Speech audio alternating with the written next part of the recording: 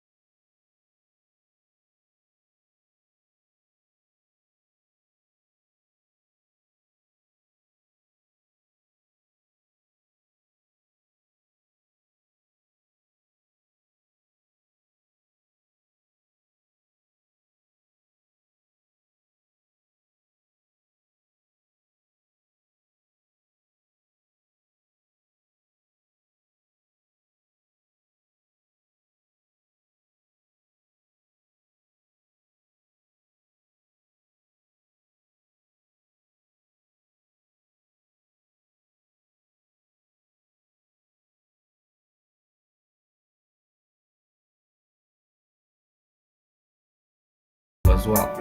So this is all that we have today. Thank you very much for your time and support. Hit the like button, subscribe our channel, and we will see you in the next video with another smart box.